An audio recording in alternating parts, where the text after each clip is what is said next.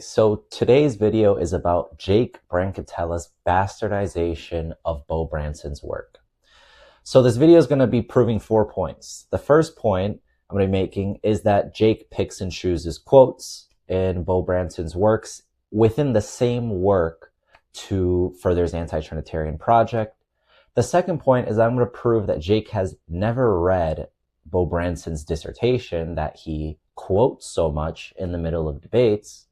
The third point I'm going to make is I'm going to give you a very explicit example of a very important quote that Jake pulls from a specific work of Beau Branson's, where he just completely bastardizes the quote in order to mischaracterize Beau Branson's position to Trinitarians.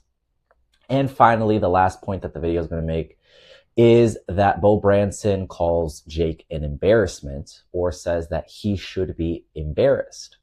So let's go straight into the first point.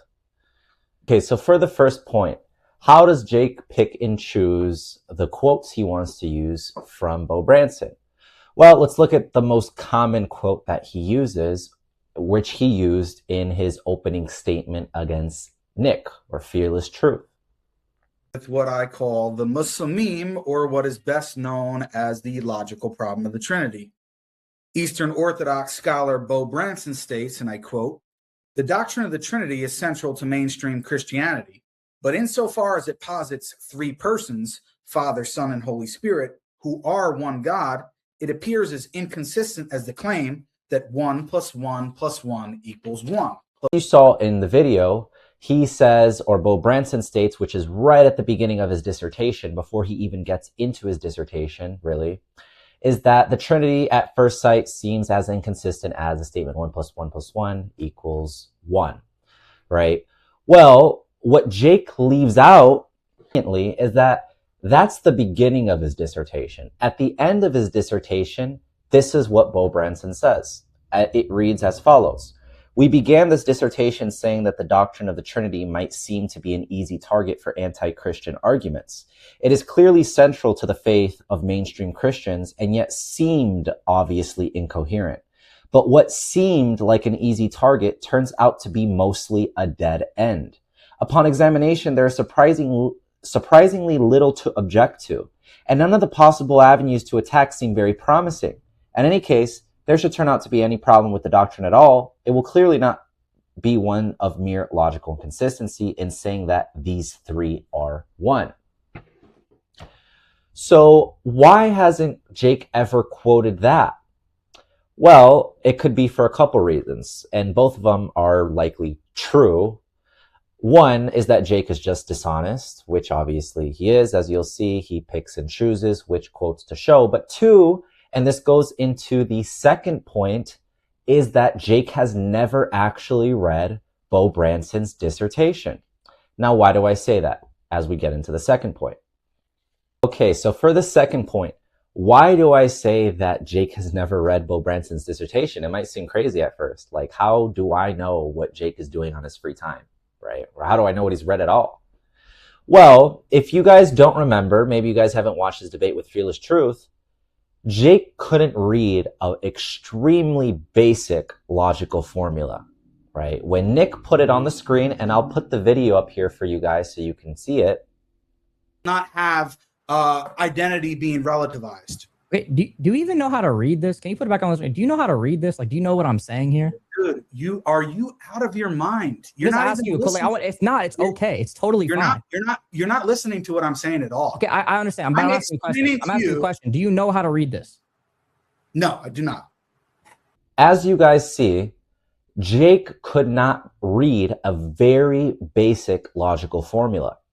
Now, I'm not sure how many of you guys have actually opened up Beau Branson's dissertation. I'll put it in the video description below. But if you flip through it, up until about page, I think it's 276, Beau Branson is talking about the logical problem, strictly speaking, logical problem with the Trinity. And an overwhelming amount of his paper is dealing with very complex logical formulas, since he's attempting to first describe the problem in its logical form and solve the problem in a logical form. Now, since the majority or a huge portion of his solution is dealing with the logical aspect, and a huge, up until page 276, he's in majority dealing with that, but he's also presenting other people's positions. But in majority, when he's actually dealing with the problem, he is presenting formulas. And since Jake cannot read formulas, he can't read basic formulas, let alone these extreme or more complex formulas in Beau Branson's dissertation. And when I say more complex, believe me, you are not going to be able to read these formulas by reading For All X or a basic logic book. These formulas are more advanced. Jake couldn't read a basic formula.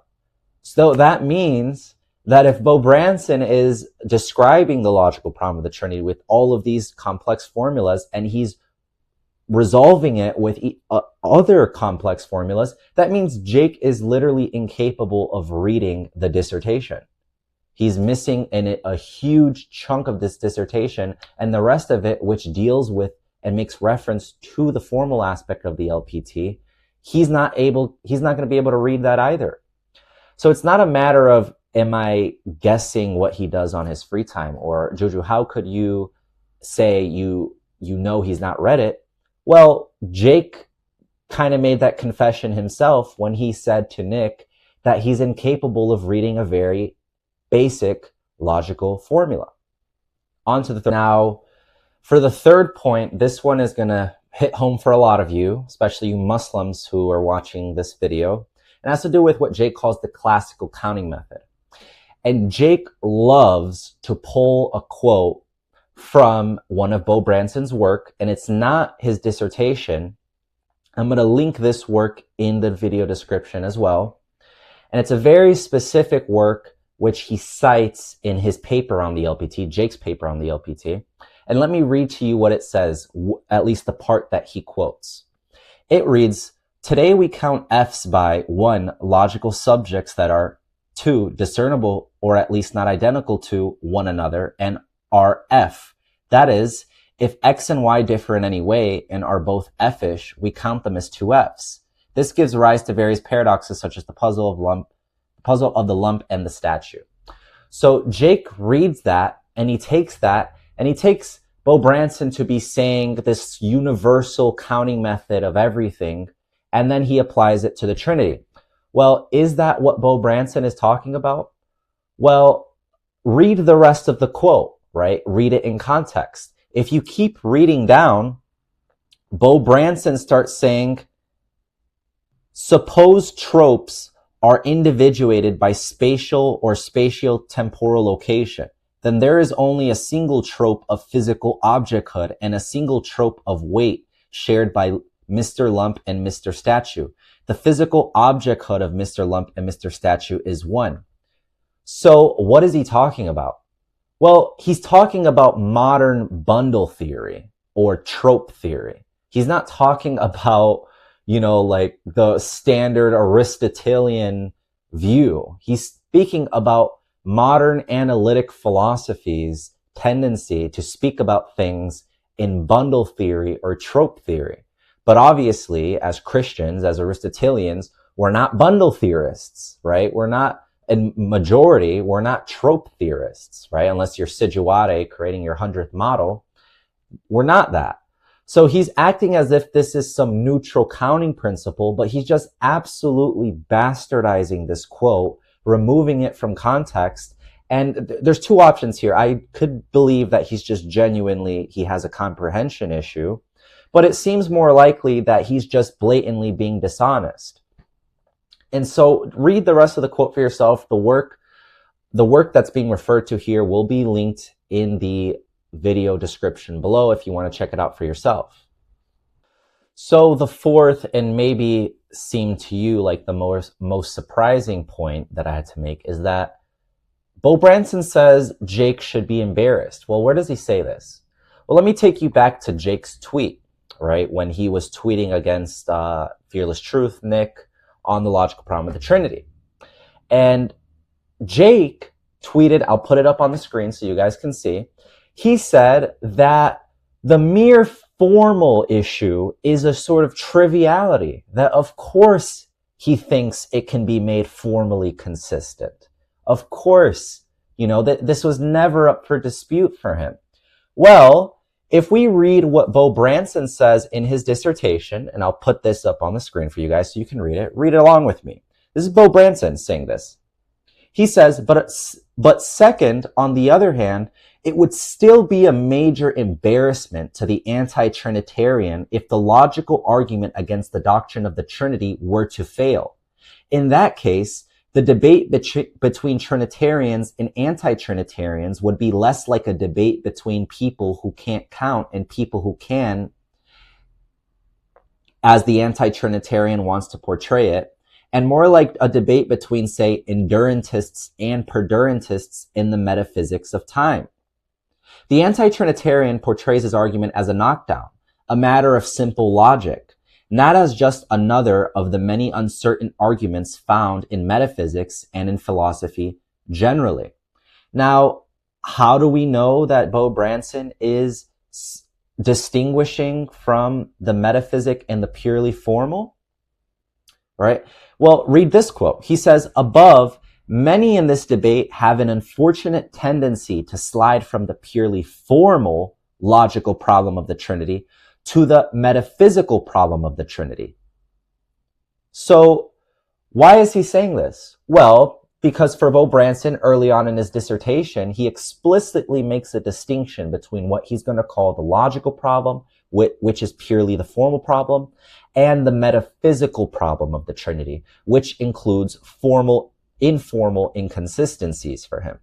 So according to Beau Branson, Jake should be embarrassed, right? Because it's not a triviality, according to Beau Branson. Hence, he spends 260 pages getting to the point of solving the LPT and its formal inconsistency, or seemingly formal inconsistency. But according to Jake, he loves to use Beau Branson so much, he's never quoted the fact that Beau Branson said that Jake should be embarrassed for saying that it is a triviality of the formal inconsistency, and that what he's really pointing to is the metaphysics, the perdurantists, or what so be it, as Beau Branson says.